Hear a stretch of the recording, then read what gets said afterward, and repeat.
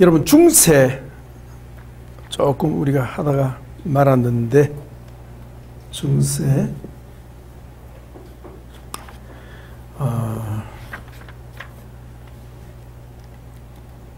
중세 서론에 보시면 그 내용이 한번 읽어보셨어요? 참 내용이 괜찮은 내용입니다. 네. 한번 읽으면서 그냥 정리하겠습니다. 103쪽 페이지. 자, 한번 읽어볼게요. 중세의 역사를 움직이는 두 개의 대표적인 기구는 무엇과 무엇이다? 예. 그 교회와 국가 문제를 다룰 때는 사실 중세를 공부하면 된다. 중세. 이 두 개의 힘은 둘 다 하나님이 세운 기관입니다. 그죠? 맞습니까? 교회도 하나님이 세우시고 국가도 하나님이 세우십니다. 저는 항상 고백하기를 이 대한민국의 왕은 주님이시다. 땅 주인도 주님이시다. 백성도 주의 것이다. 저는 항상 그런 생각합니다. 그러니까 대한민국 사랑하는 것은 곧 누구를 사랑하는 거예요? 주님 사랑하는 거예요. 네. 이 소중한 땅을 하나님 주셨잖아요. 저는 이 땅에 대한민국 백성으로 국민으로 태어나 저는 너무 자랑스럽게 생각합니다. 저는 다시 태어나도 대한민국 사람으로 태어나고 싶습니다. 왜냐? 이 땅에서 예수님 만나고 이 땅에서 치유신앙을 하게 되었으니까 내가 어디 가겠습니까? 자, 이 두 개의 힘의 축은 자신들의 필요에 따라 무엇과 무엇? 응전과 도전. 응전과 도전을 하면서 뭐 한다? 서로 공존한다. 공생한다. 이들은 자신들의 생존과 번영을 위해 깊은 연관을 맺고 있다. 그러므로 중세교회에서 현대적인 의미의 정교 분리나 구분 개념은 다뤄서는 안 된다. 그러니까 정치와 종교가 국가와 교회가 혼합되어 있다. 뗄 수 없다. 이때 정치, 종교, 사회, 문화가 기독교 사회라는 우산 아래 새끼줄처럼 엮여 천년의 마당을 이룬 시기가 중세교회사다. 예, 국가와 교회, 교회와 국가, 정치와 종교. 예, 이 생각하게 되면 우리가 흔히 정교 분리 문제를 생각하죠. 정교 분리. 좀 적어놓으세요. 정교 분리. 정치와 종교. 정치와 종교를 분리할 수 있다, 없다?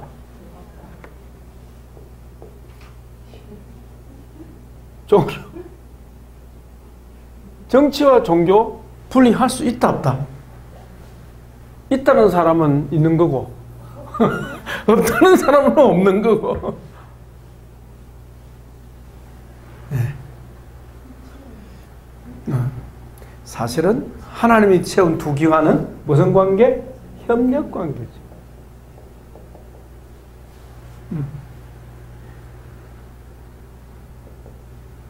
정치는 무엇을? 종교를 섬겨야 하고. 맞습니까? 종교는 정치가 바른 길을 가도록 지켜줘야 해요. 지켜줘야. 그러니까 국가 정치가 잘못 가면 어때요? 누구 책임입니까? 교회 책임. 교회가 잘못해서 그래요.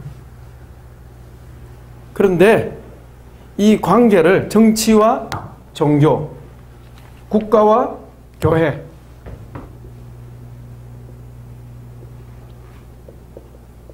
같은 뜻이죠? 그죠? 국가, 정치, 교회, 종교.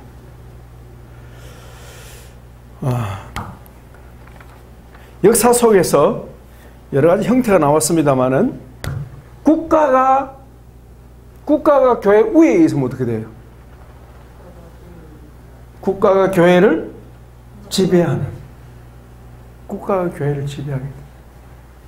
반대로 교회가 국가를 지배하는. 이게 어디 나옵니까? 중세 교회사에 나와요. 근세 교회사에 나와요.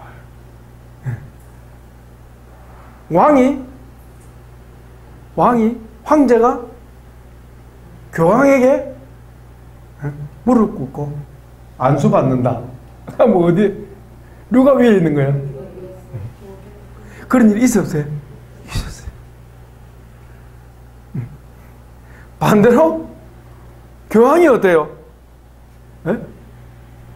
교황이 세상 황제한테 꼼짝 못하는 거예요. 그러면 정치가 교회 위, 종교 위. 그래서 지배관계. 그래서 정치와 종교의 관계는 지배관계가 있을 때도 있고, 하나는 뭐죠? 대립관계가 있을 때도 있고, 대립.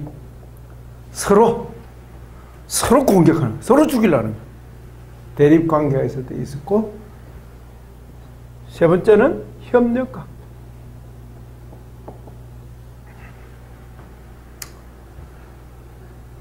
종교와 정치, 국가와 교회, 이게 그때의 일만은 아니죠. 오늘날 우리 한국 현실이 어때요? 그래요, 안 그래요?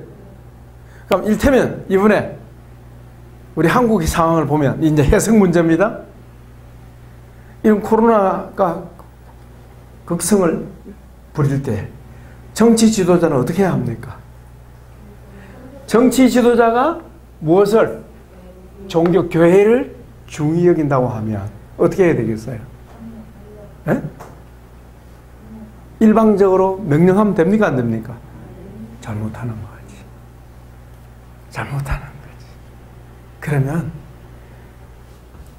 지배관계로 생각하는 거예요. 정치 지도자의 이념이 지배관계를, 정치가 교회를 지배할 수 있다고 생각하는 거예요. 이게 뭐죠? 전체주의죠. 공산주의죠. 네.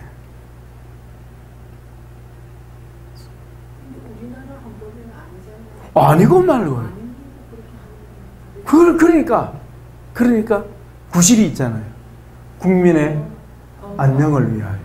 그건 구실이고 그 구실을 삼아서 교회를 지배하려고 하는 거예요. 드러나잖아요. 속에 드러나죠. 정체가. 그 세력이, 대우의 세력이 뭔지가 드러나잖아요. 그러면 정치가 교회를 지배하려면 그 뒤에 세력이 누구죠? 사탄이지. 사탄이 지배하는 점. 그러면 오래 갑니까? 오래 못 갑니까? 그러면 협력 관계라고 하면 어떻게 해야 되겠어요? 행정명령을 하면 됩니까? 안 됩니까? 안 되죠. 그래서 교단장들을 불러야 되는 거예요. 누가? 대통령이. 불러놓고 예를 갖추어서 이렇고 이러는데 어떻게 하시렵니까? 교회 지도자 여러분들 협조를 좀 해주셔야겠습니다. 이러면 어떻게 해야 돼요? 알겠습니다. 하고 예배 문제를 누가 하게 해야 합니까? 그렇지요. 그래서 교단 단위로, 교단에서 교단장이 교단에 소속한 목회자들에게 메시지를 보내서 오늘날 국가 상황이 이르니 우리 교회가 협조를 해야 되겠습니다. 우리 교단 속한 모든 교회 목사님들은 언제부터 언제까지 주일 예배는 빼고 평일 예배는 모임을 자제해 주시기를 바랍니다. 이렇게 나와야 되지. 그럼 국가가 명령 안 해도 누가? 교회가 자체적으로 어때요? 스스로 뭐 하도록? 그렇죠. 그렇게 해야 이게 민주주의 국가지.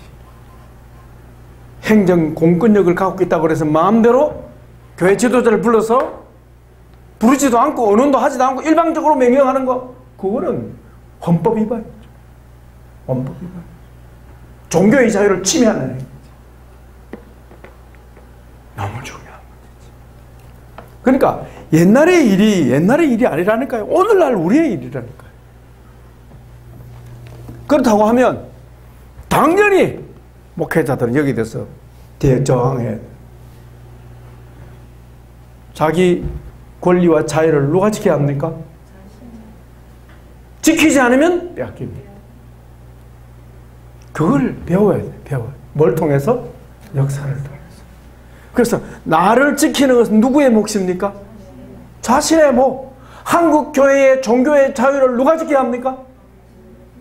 교회가 지켜야죠. 말할 필요 없지. 그러니까 정치 지도자들이 역사의식을 한다는 게 얼마나 중요한지 모르는 거예요. 뭐 여러분, 그 역사 안 배워도 되겠습니까? 기도도 하지만 어때요? 사람의 도리는 사람이 해야 하는 거죠. 그렇지 않으면 우리 권리를 빼앗긴다. 그래서 이 코로나 정국과 이 오늘날 우리 한국 사회주의 성향을 가진 이 정권을 통해 우리를 시험하는 거예요. 한국교회가 앞으로 어떻게 해야 할지 시험하고 우리가 나아갈 길을 알아야 돼요. 여러분, 우리 개혁교회가 마틴 루터의 종교개혁이 나옵니다만 종교개혁의 핵심이 뭐예요? 신앙의 자유를 누가 지켜야 된다? 우리가 지켜야 된다. 어떻게? 가만 누워서? 어떻게? 싸워서라도 지켜요. 여러분, 자신을 싸워서 지키시기 바랍니다. 나는 자기 바운더리가 없이 사는 사람을 보면 기가 차요. 빼앗기는 삶을 살 수밖에 없는 거야. 그 빼앗기는 사람들은 다른 사람들에게 뭐가 됩니까? 짐이 되는 거예요. 짐이 되어버려요. 옆으로 너무 나가면 안 되겠고. 자, 정교 분리 문제는 세 가지. 지배관계, 대립관계, 협력관계인데 성경은 뭐라 말씀합니까? 협력관계다. 그게 어디 나오죠? 구약시대에 나오잖아요. 다윗 시대에, 그죠? 다윗 시대에, 이사야 시대에, 히스기야 왕이 어때요? 다윗과 어때요? 히스기야와 이사야가 협력관계잖아요. 그래서 선지자는 누구를 위하여? 왕과 국가를 위하여. 왕과 국가는 뭘 위하여? 하나님의 교회 백성을 그러니까 협력관계.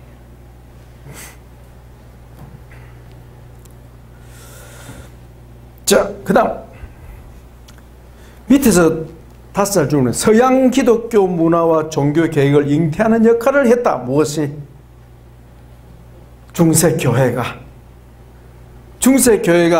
근대 기독교 문화와 종교 계획을 잉태시키는 역할을 했으나 동시에 줄치십시오. 세속 역사의 동반자 혹은 통치자로서의 경험을 통해 교회는 엄청나게 부패하였다. 평화 시기는 뭘 가져온다? 부패의 위험을 낳는다. 평화 시기는 부패의 위험이 있다. 하는 거죠. 중세교회의 모습은 콘스탄틴 대제 기독교 공인 이후에 돌변한 기독교의 사관과 로마 제국의 정치적 변동이 서로 접목된 것과 더불어 파생되었다. 자, 보세요. 초대교회는 교회가 어디 있어요? 지상에 있어요? 지하에 있어요? 지하에. 초대교회는 지하에. 압제받는 교회, 박해받는 교회, 교회 간판을 내들 수 없는 교회. 그런 상태였어요. 그런데 얼마나 기도했겠습니까? 그죠? 우리에게 종교의 자유를 주소서. 종교의 자유를 주소서. 종교의 자유를 주소서 했을 때 주님이 자유를 주면 뭐 할래? 여러분 구하는 바가 있습니까? 내가 주면 뭐 할래? 주님 모르실 겁니다. 준비가 안 돼 있는 거죠. 자유만 원했지 자유를 주신 그 다음에는 뭘 할 것인지 준비가 안 돼요.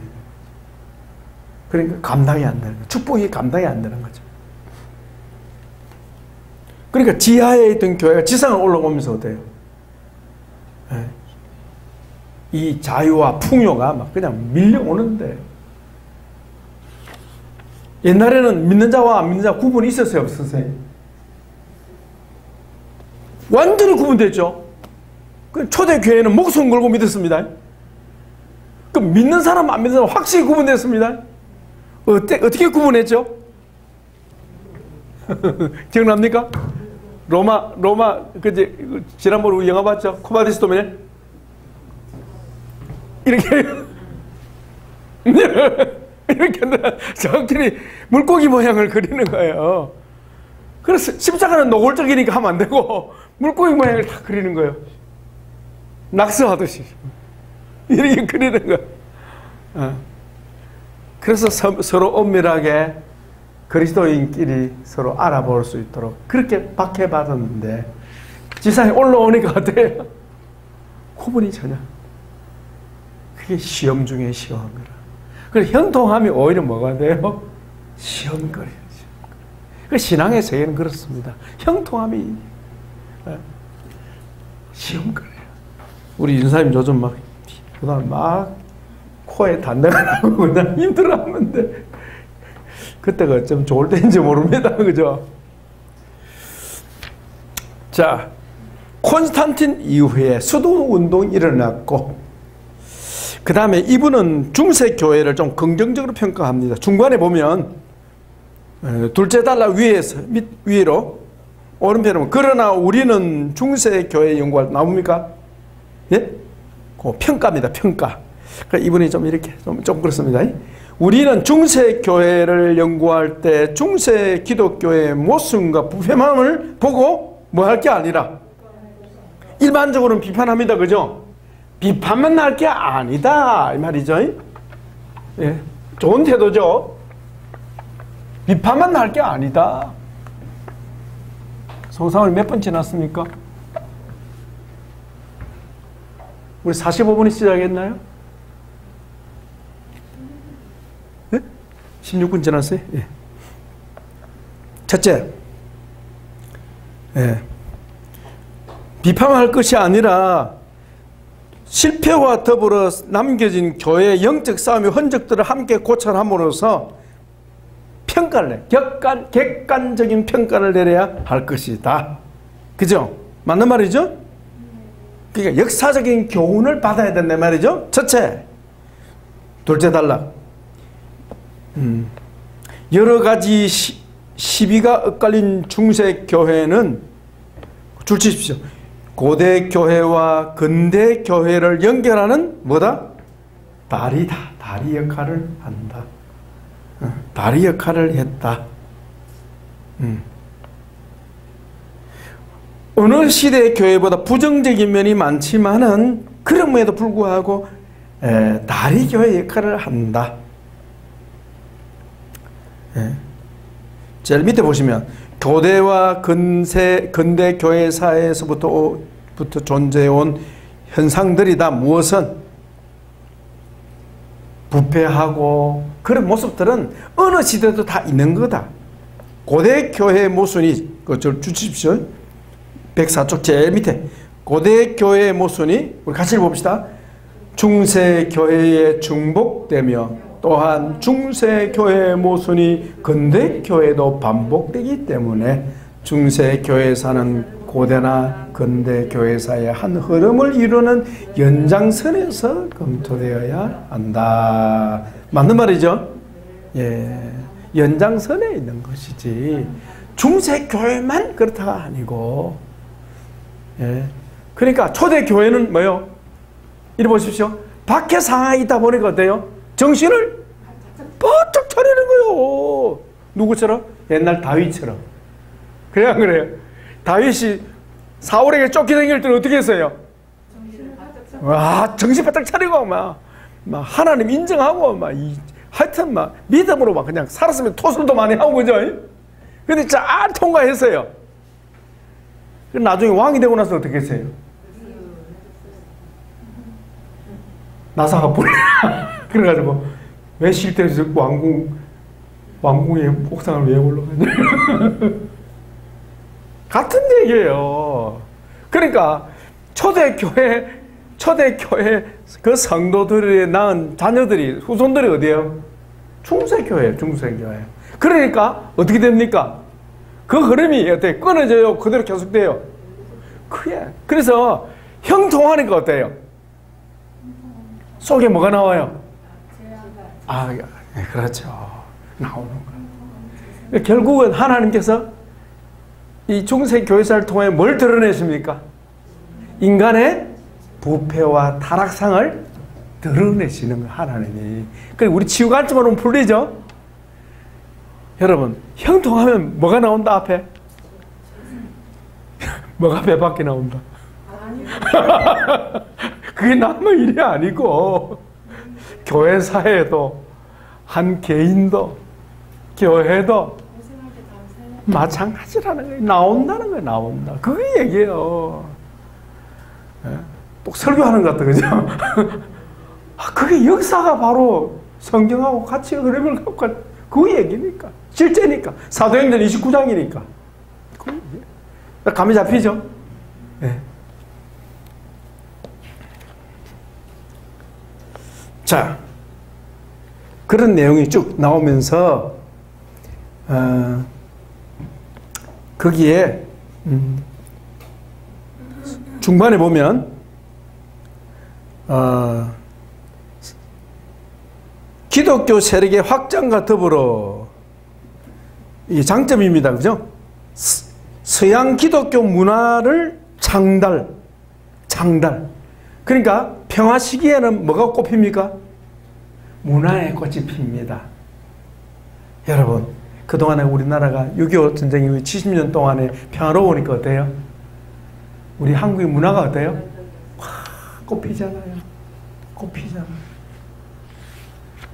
BTS가 세계를 지금 주름잡고 있잖아요. 응? 한류가 그냥 세계를 휩쓸고 있잖아요. 어디서 나오는 겁니까? 평화. 형통. 그때 문화가 장달되는 거예요, 문화. 그래서 우리나라 이 문화 수준이요, 세계 수준인 거예요. 드라마도 문화 아닙니까? 그죠? 노래도, K-팝도 문화죠. 다 문화 수준이 막. 그것뿐만 아닙니까? 그것뿐만 아니라 또 기술 수준도 어때요? 와, 기술 수준도 그냥 올라가고 있어요. 뭐 때문입니까? 평화시기이기 때문에. 평화시기. 중세도 그 평화시기에 기독교 문화가 창달되었다. 여러분, 레오나르도 다빈치, 미켈란젤로, 여러분, 엄청난 조각품들이 나오죠? 다 이때 다 나옵니다.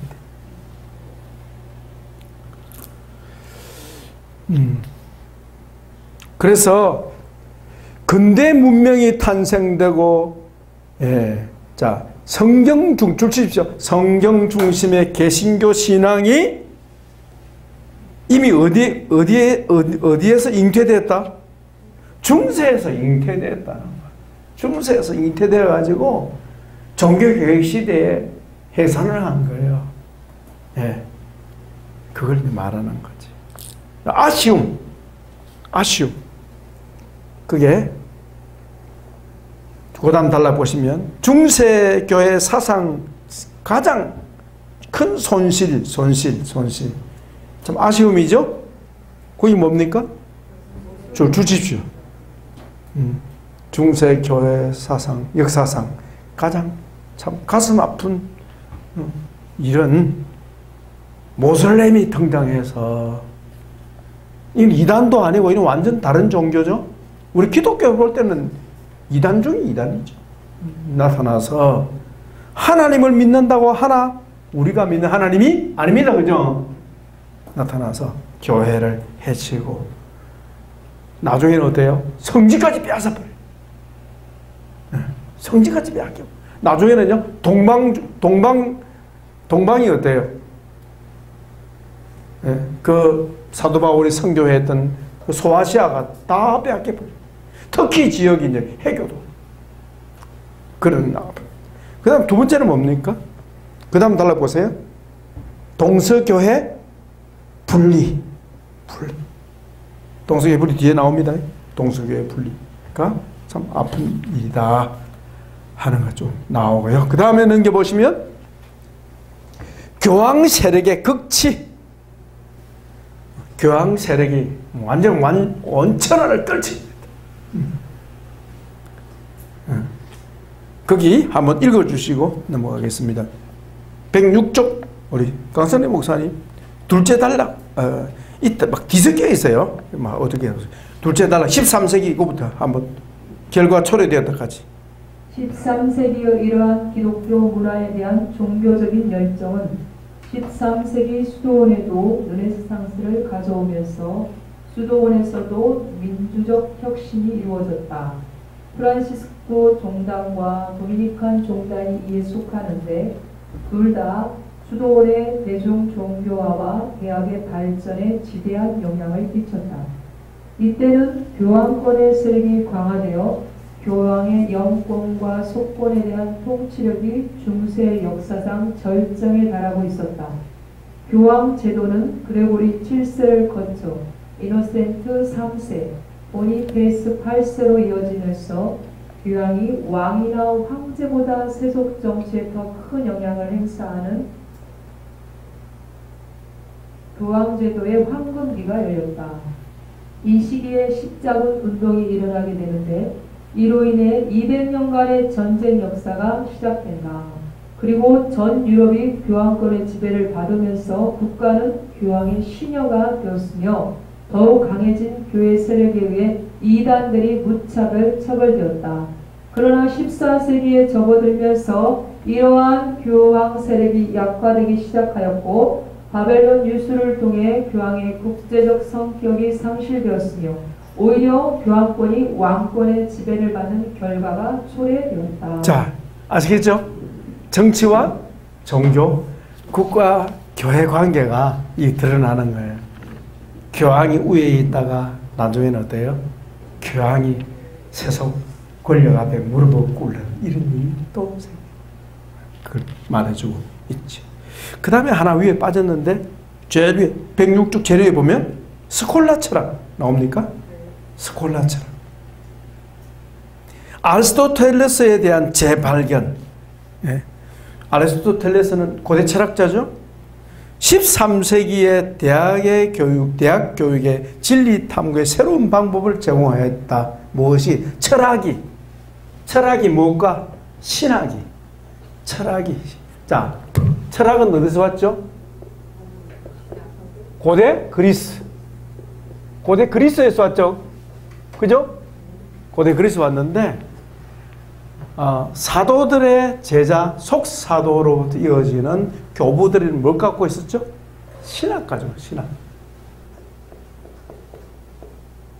이렇게 된 거예요. 신학에 무엇이? 철학이 가미됐어요.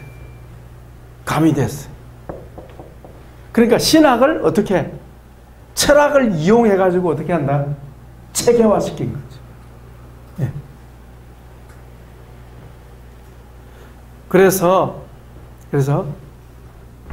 신학은 철학으로, 철학은 신학으로 이게 융합이 됩니다. 그래서 이 철학 플러스 신학이 오늘날 우리에게 뭐예요? 유산으로 와 있는데 이것이 조직신학입니다. 아시겠죠? 이 조직신학이에요. 신학을 철학적으로 정리해요.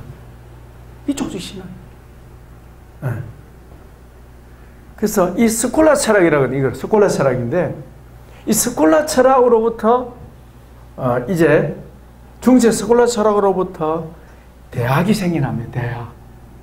아시겠죠? 이 오늘날 우리 대학 제도 있죠? 그 원조는 이 스콜라 철학 시대부터 온 거예요. 예. 그러니까 신앙을 이성적으로, 신학을 철학과 함께. 그래서 철학이 뭐다? 신학의 시녀다. 철학은 신학을 섬기는 학문이다. 이래 된 거예요. 그래서 철학은 신학의 시녀라 말이 여기서 나온 거죠. 스콜라 철학을 하면서. 이해하시겠죠? 그러나 오늘날은 어때요? 철학이 신학이 신은 노릇 합니까? 안 합니까? 왜요? 이 철학이 뭐로 바뀌었습니까? 과학으로 바뀌었어요. 그죠? 그죠? 학문의 범위가 엄청나게 넓어졌어요. 엄청나게 넓어지는 보다 보니까 신학이 감당이 안 되는 거예요. 그래서 신학은 인문과학 하나에 속해.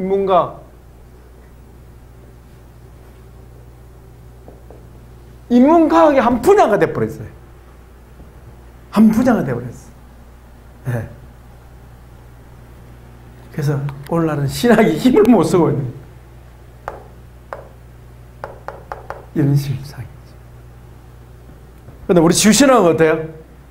세상 학문을 신유로 삼아야 되겠습니다. 그래서 일반 계시 차원에서 우리는 세상 학문을 우리는 수용해서 우리가 쓴다. 차용해서 쓴다 하는 거죠. 자, 그 정도 하고 우리 한번 넘어가 봅시다. 아까 우리 쭉 중세 여명 야만족들의 침입 아까 좀 다루게 넘어가고요. 그 다음에 수도원 운동으로 넘어가고 교리 논쟁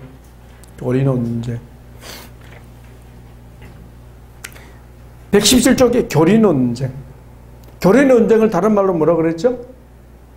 종교회의. 자, 이걸 우리가 다루는 과목이 있습니다. 어디서 다룬지 아세요? 네? 교리 역사라 그러는데 신학 역사에서 다룹니다. 우리 과목이 있거든요. 적어놓으세요. 신학 역사라고. 이걸 다른 말로는 교리사.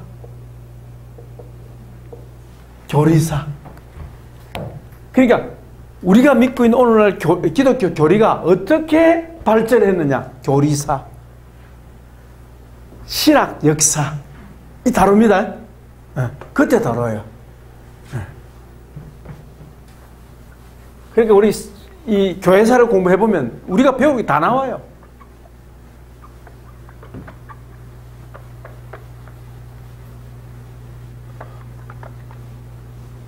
그래서 그때 우리 종교회, 니케아 종교회의로부터 종교회의로부터 시작해서 계속 반복되는 8차까지 계속됩니다.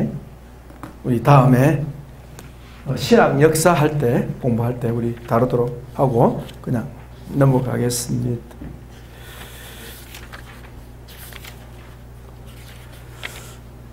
그래도 감은 잡히죠? 예. 그 다음에 중세 초기 역사 한번 펼쳐보십시오. 그레고리. 그레고리는 참 읽으면 합니다. 네, 시간이 조금 걸려도 그레고리는 한번 읽고 넘어갔으면 좋겠습니다. 135쪽. 교황 그레고리 1세.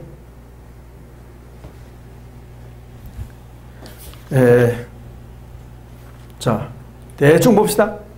그레고리는 540년경에 로마에서 태어났다. 둘째 단락, 그가 로마시의 관리로 재직하고 있을 때 야만족 롬바르도족이 북부 이탈리아를 침략해 왔는데, 북부 이탈리아를 침략했다, 로마를 침략했단 말이죠. 그들은 계속 남하여 573년 로마 자체가 위험에 빠지는 그런 어려움에 처하기도 됐다. 자, 로마가 위협을 하고 있을 때 그리고리는 로마에 뭐 하고 있다고요? 시장을 맡고 있었다. 시장. 그의 업무는 로마를 관장하는 것이었고 원로원의 의장직을 겸하면서 로마로부터 100마일 이내 지역의 시민들을 위한 양식의 공급, 상하 수도 관리 등등 그런 일을 했는데 그때 나이가 얼마라고요? 33세에 시장직을 맡았어요. 대단하죠? 자, 그 다음 읽어주세요. 우리 이자 전사님 크게 한번 읽어주세요. 이렇게 그레고리는 정치적인 기반을 가지면서 제거리전단으로 라벤나의 총독이 되려는 야망도 가질 수 있었으나 그는 그리스도인으로서 내 완전성을 추구하리라 하고 세속적인 욕망을 포기하였다. 결국 그는 574년 시실리 섬에 있는 자신의 유산을 팔아 6개 수도원을 설립하였다. 그리고 가난한 사람들에게 재산을 나누어 주었다. 그는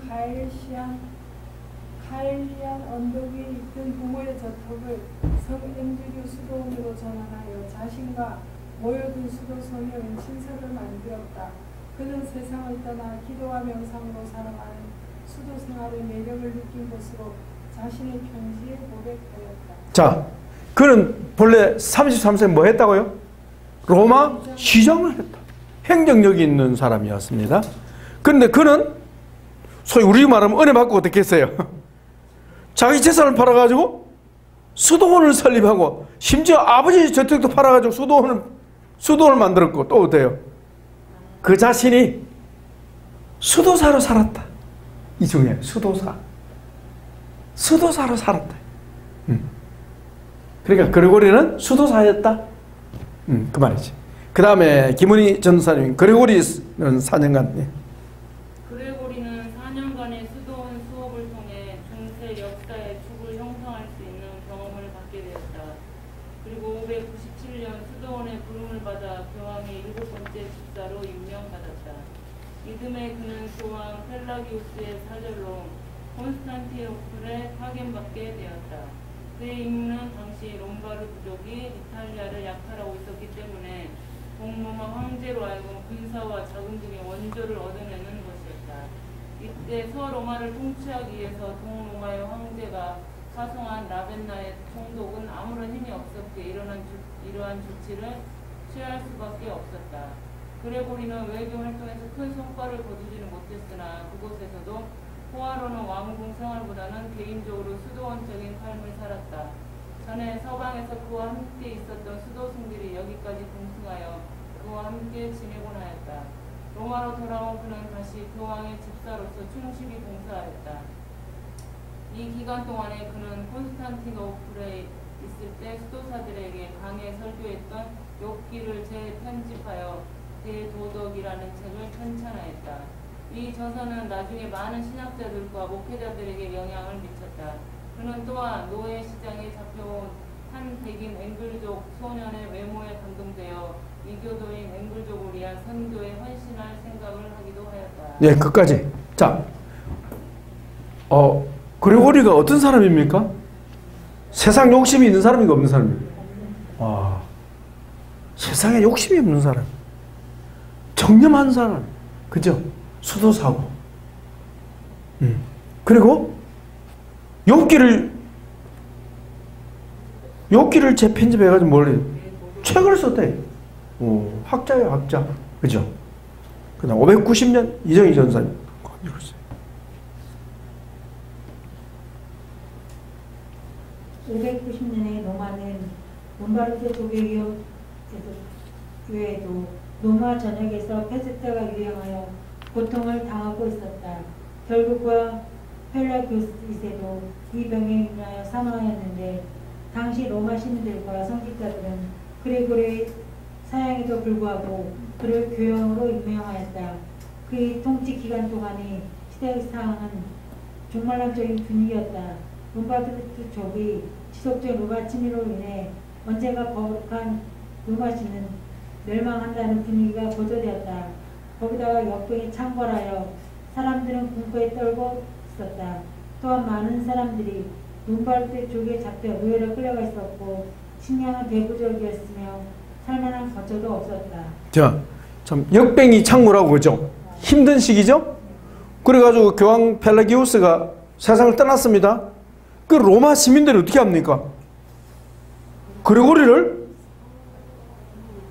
그냥 교황으로 막 자기 하고 싶었습니까? 아닌데 그냥 교황으로.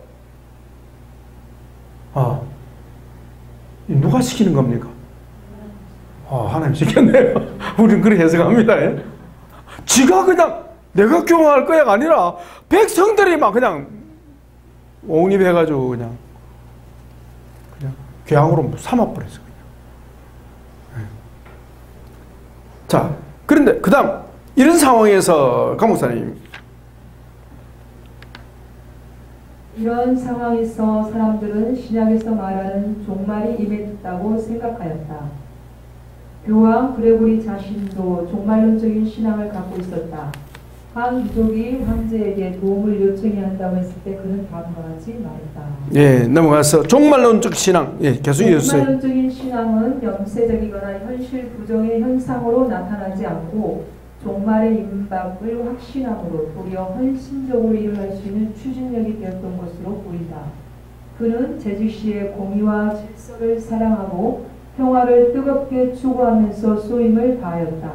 우선 그는 로마 교구의 이상을 높여서 로마 교황청의 중세를 이끌어갈 수 있는 제도적인 기반을 마련하였다. 야, 자, 제도적인 기반을 누가 마련했다고요? 정치적인 제도 기반을 이 그레고리가 마련했다. 예. 그리고 그의 신앙은 어때요? 종말론적인 신앙이다. 그 종말론적인 신앙 줄 주십시오. 우리 한 번 더 읽습니다. 종말론적인 신앙은 염세가 뭐예요? 이 세상 떠날 건데 뭐 그냥 될 대로 되라. 그것이 아니다, 그죠? 현실 부정으로 나타나지 않고 어떻게 해요? 종말의 임박함을 확신함으로 도리어 헌신적으로 이게 중요합니다. 종말론적 신앙을 가지고 먹고 마시자가 아니고 뭐 하면 뭐 하는데 내일 뭐 언제 올지 모르고 그냥 공부하면 뭐 하는데 그냥 적당히 사는 거지만 이게 아니고 더 헌신적으로. 여러분 바르죠? 아이 그레고리 대단하죠? 나도 이번에 발견했습니다. 나 그레고리 별로 좋아 안 했거든요. 왜? 교황이니까. 우리는 좀 안티가 있잖아요, 우리 안에. 아니더라고요. 그 다음에 넘어갔어요. 그리고 이전에 황제 아니 이거 쭉 떼어넘어 봅시다. 자, 139쪽 둘째 달라. 그는 또한 롬바르족의 침입에 대항하여 로마를 구원하기 위한 협약을 할 만큼 정치적인 역량과 능력을 가지고 있었다. 그리고 전쟁을 통해 생긴 가난과 난민들의 고통을 해결해주는 구제사업으로 많은 사람들에게 신임을 얻었다. 그는 또한 7 집사관을 통하여 일반 구제를 담당하게 하였다. 병자, 나그네, 고아, 무속자 등을 교황청에서 위주하는 병원에 수용시켰고 교회에 헌물하는 곡물들을 빈민들에게 배급하였다. 그러면서 교회는 사람들에게 공동체를 먹여 살리는 공급자로 인식되었다. 잠깐, 그게 보니까 7 집사관, 7 집사관이 뭐예요? 들어본 얘기 아닙니까? 예? 어디 나옵니까? 7 집사? 사도들이 목회하던 초대 교회, 초대 예루살렘 교회에 뭐예요? 행정, 성경을 그대로, 성경에는 그대로 어떻게 해? 자기가 목회하고 있는 교황으로 있는 그 로마 교회를 이렇게 성경대로 통치하려고 그는 힘을 써. 특히 어떤 사람? 가난한 자들, 고통당하는 사람들을 돌아보는, 이게 진정한 정치 아닙니까? 이게 진정한 교회 아닙니까? 그걸 실현하려고 했다. 누가? 그레고리 1세가. 자, 그 다음 또 있습니다. 이러한 행위는 결국 교황이 정치적 권한과 영향을 확보하게 하는 원인이 되었다. 그는 교회의 예배 갱신을 시도하여 복잡한 예배의식을 통일하고 정리하는 공적을 세웠으며 그가 창설한 그레고리 성가는 중세의 교회 음악과 예배에 중요한 역할을 하게 되었다. 비록 그가 음악체제나 예배의식을 완전히 개정하였다는 전통적인 견해에 오류가 있기는 하지만 그가 직접 스콜라 칸도름의 소년 성가들을 감독하고 지휘하였다는 사실이 역사적으로 전혀 불가능한 것은 아니다. 그레고리의 이러한 행적에 대한 기록이 후대의 기록이라고 해서 믿지 못할 근거는 전혀 없기 때문이다. 자, 거기 보니까 예배 경신. 둘째, 교회 예배 경신을 통하여 복잡한 예배 의식을 통일하고 정리하는 공적을 세웠고, 그 유명한 그레고리 성가가 여기서 나온 거예요. 네. 천주교 찬양 여기 다 나온 거예요. 네. 마치 다윗이 그렇게 했던 것처럼.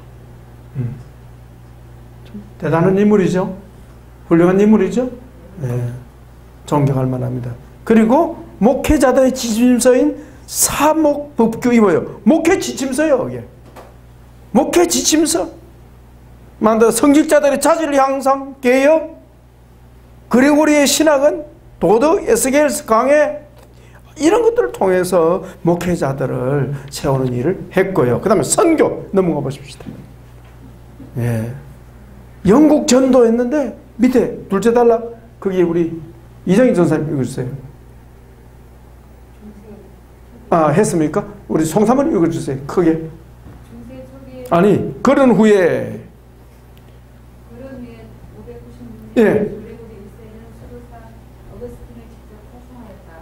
어거스틴에 의해 개정된 앵글로 색신도를 교황청에 충성을 하게 되었고, 전국에는 아일랜드로부터 시작된 영국과 아일랜드의 수도원들이 로마에 구속되는 성과를 낳았다. 결국 기독교의 두 조류인 아일랜드의 수도원 기독교와 영국의 로마식 기독교가 결합되어 대륙의 선교회를 발전시켰다. 이들의 선교 사업이 유럽이 기독교로 개종되는 물줄기 역할을 감당하게 된 것이다. 이는 그레고리 1세의 선교적인 비전의 결실을 세웠다. 자, 여기 중요한 테마가 뭡니까? 선교. 누가? 그레고리 1세 때 선교에 힘을 썼다. 그래서 누구를 보냈다? 어거스틴을. 어디에? 영국 선교에. 영국 선교. 참 장한 일을 했죠? 그죠? 예. 그것이 그레고리 1세의 업적이다. 자, 중세 그레고리 1세는 참 이렇게 위대한 인물로서 충세가 시작됐는데, 그죠? 충세가 시작됐는데, 그러나 그 후는 어때요? 점점 더 타락의 길로 갔다는 걸 말해주고 있습니다. 그 다음 대륙 선교가 나오네요. 그죠? 대륙 선교. 계속 선교가 됩니다. 선교. 계속 선교입니다. 자, 그래서 여러분, 거기 끝까지 한번 넘겨봅시다. 계속 선교적인 얘기입니다. 예. 153쪽. 동서방교회 분리죠. 예? 동서방교회 분리, 성상숭배 논쟁 있죠?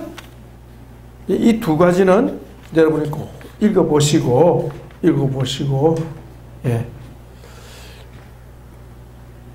우리 목회 신학 카톡에다가, 단체 카톡에다가 여러분 읽은 걸 갖다가 간략하게 느낀 점을 올려주시면 좋겠습니다. 동서교회 분리와 그 다음에 성상숭배 논쟁, 그거는 여러분들이 한번 따로 한번 해보시기를 부탁합니다. 아시겠죠? 예. 자, 그 정도 하고 쭉 넘기시고 이제 171쪽은 우리 이 교수님이 잠깐 쉬었다 하겠는데요. 우리 아까 우리 봤던 연대표 잠깐 한번 보시고 네, 마무리하겠습니다. 연대표 중세 보십시오.